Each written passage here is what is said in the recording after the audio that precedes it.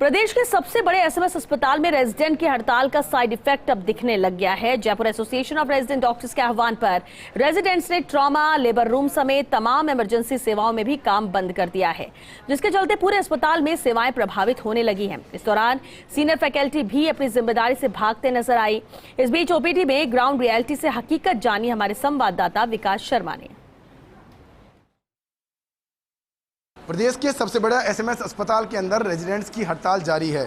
कल रात को रेजिडेंट्स के एक धड़े ने जहां पर कार्य बहिष्कार का फैसला वापस ले लिया, वहीं दूसरे धड़े ने आंदोलन को तेज करते हुए बड़ा फैसला लिया है कि इमरजेंसी समेत ओटी समेत तमाम जो व्यवस्थाएं हैं उनसे भी कार्य बहिष्कार जोड़ा जाएगा, यानी कि सभी इमरजेंसी सेवाएं जो हैं वो भी बंद कर दी जाएगी आज से। और उसका साइड इफेक्ट सीधे एसएमएस अस्पताल के ओपीडी के अंदर देखने को मिल रहा है। अभी हम खड़े हैं एसएमएस अस्पताल के ऑर्थो विंग के अंदर, जहाँ पर कि सुबह से ही सैकड़ों की तादाद, पहले मैं मरीजों की संख्या बताऊंगा किस तरह से मरीज जो हैं सुबह से प्रदेश भर के मरीज जो यहाँ पहुँच रहे हैं और इलाज की उम्मीद लेकर आए हैं, चाहे वो बात करें जयपुर की, चाहे बात करें जयपुर के बाहर की। तमाम जो मरीज हैं ये सब मरीज जो हैं पूरे प्रदेश भर से यहाँ पहुँचे हुए थे उम्मीद लेकर के कि यहाँ ट्रीटमेंट मिलेगा। लेकिन अब यहाँ पर जो आपको तस्वीर दिखाता हूँ वो आप देख सकते हैं किस तरह से जो ओपीडी है वहाँ पर सुबह से ही जो डॉक्टर्स हैं वो पहुँच रहे हैं। साथ में कुछ डॉक्टर्स हैं जो कि ओपीडी में नहीं मौजूद हैं, हालांकि कुछ लोग डॉक्टर्स हैं जो कि सुबह से मौजूद हैं अस्पताल के अंदर।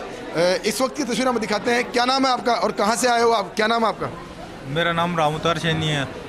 कितनी देर से इंतजार कर रहे हो आप लोग? 1 घंटे से। डॉक्टर मिले आपको कोई? डॉक्टर आ गए ना, अनुराग धाकड़ अभी आए। इसके साथ में और जो तस्वीर दिखाता हूँ आपको, ये वो तस्वीर है मरीजों की।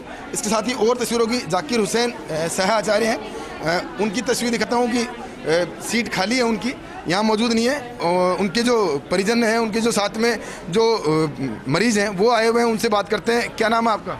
सुशील। कितनी देर से इंतजार कर रहे हो? कम से कम बहुत देर हो गई, काफ़ी देर हो गई।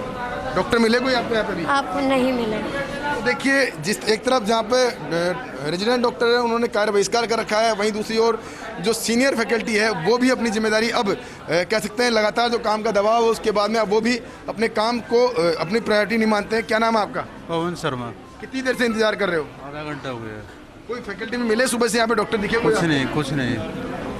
इसके साथ ही देखिए कुछ डॉक्टर हैं जो कि यहाँ पे सुबह से आए हुए हैं। हालांकि मरीजों का दबाव है जिस तरह से, और कह सकते हैं कि जो हालात बने हुए हैं अस्पताल के उसको देखते हुए हालात जो है इस तरह के हो गए हैं कि अब मरीजों को दिक्कतें होना तय है, क्योंकि आज से इमरजेंसी सेवाएं जो हैं वो भी बाधित हो रही है।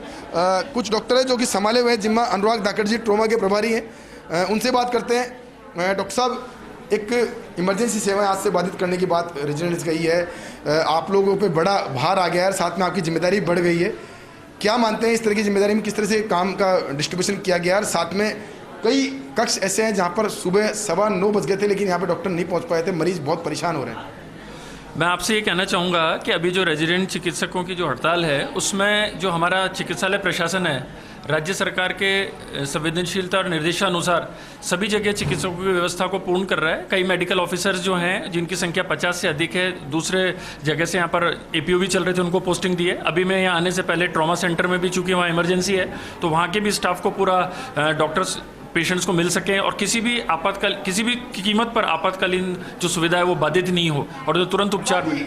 एसएमएस की बात करें, तकरीबन 200 से 250 मरीज हैं, इंतजार कर रहे हैं, 15 से 20 मिनट तक इंतजार करें, लेकिन यहाँ कोई फैकल्टी नहीं है। चलो ठीक है, आप एक दूसरी की जिम्मेदारी संभाल रहे हैं, लेकिन यहाँ कुछ तो व्यवस्था होनी चाहिए थी।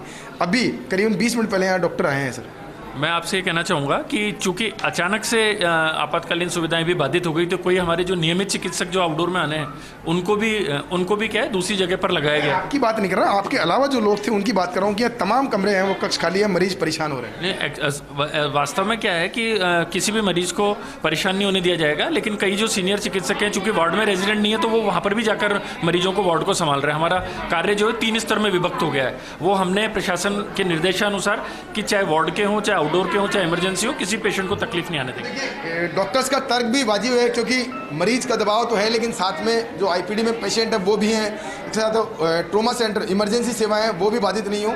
तो इन तमाम तरह की जो व्यवस्थाएं हैं उनके बीच में एक समन्वय स्थापित कर रहे हैं डॉक्टर्स।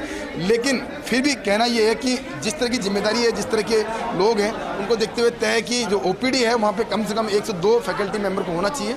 जो ऑर्थो विंग के अंदर नज़र नहीं आई, जो कि इस बात का घोतक है कि अब व्यवस्थाएं जो है वो बेपटरी होती नज़र आ रही है। और उम्मीद यही है कि रेजिडेंट्स की जो हड़ताल है वो जल्द से जल्द खत्म हो, जो गतिरोध है वो टूटे, ताकि जो ये लोग पूरे प्रदेश भर से जो यहाँ पे आते हैं, इलाज कराने के लिए आते हैं, इन सभी लोगों को ट्रीटमेंट मिल सके, समय पर ट्रीटमेंट मिल सके और क्वालिटी ट्रीटमेंट मिल सके। कैमरा पर्सन विजय के साथ विकास शर्मा, फर्स्ट न्यूज़ जयपुर।